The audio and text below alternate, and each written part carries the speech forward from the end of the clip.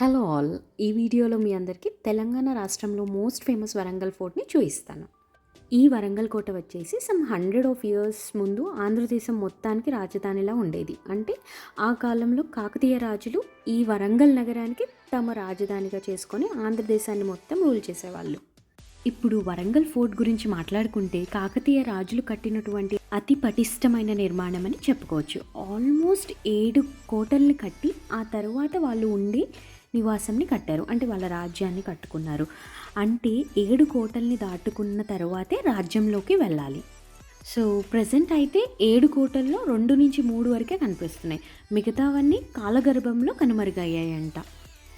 వరంగల్ ఫోర్ట్ని కిల్లా వరంగల్ అని కూడా అంటారు.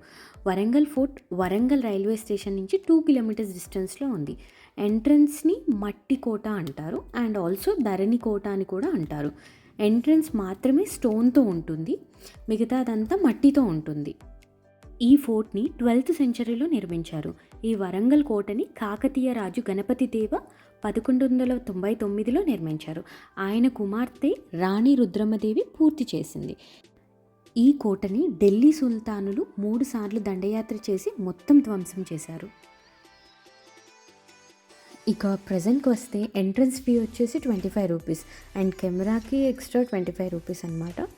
లోపలికి వచ్చేసరికి ఎంట్రన్స్లో వరంగల్ ఫోర్ట్ హిస్టరీని 3 different లాంగ్వేజెస్లో ఉంటుంది ఒక బోర్డు మీద. ఇక్కడ మనకి సౌండ్ అండ్ లైట్ షో కూడా ఉంటుంది. ఫస్ట్ షో వచ్చేసి 6:30 PM నుంచి 7:20 PM వరకు, అంటే ఈవినింగ్. అండ్ సెకండ్ షో వచ్చేసి 7:30 నుంచి 8:30 మధ్యలో ఉంటుందన్నమాట.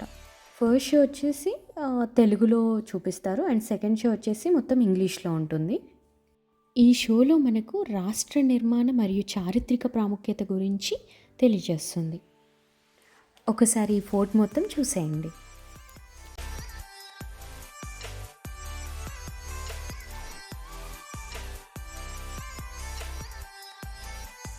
మీరు కూడా ఎవరైనా వరంగల్ ఫోర్ట్ చూడడానికి ప్లాన్ చేస్తూ ఉంటే చిన్న చిన్న విషయాలు తెలుసుకొని వెళ్ళండి. సో దట్ చూస్తున్నప్పుడు చాలా ఇంట్రెస్టింగ్గా ఉంటుంది. అప్పుడప్పుడు ఇలాంటి ప్లేసెస్ని పిల్లలతో విజిట్ చేయండి. సో దట్ హిస్టరీ కూడా తెలుస్తుంది. కంటెంట్ నచ్చితే please like, share and subscribe. By for now.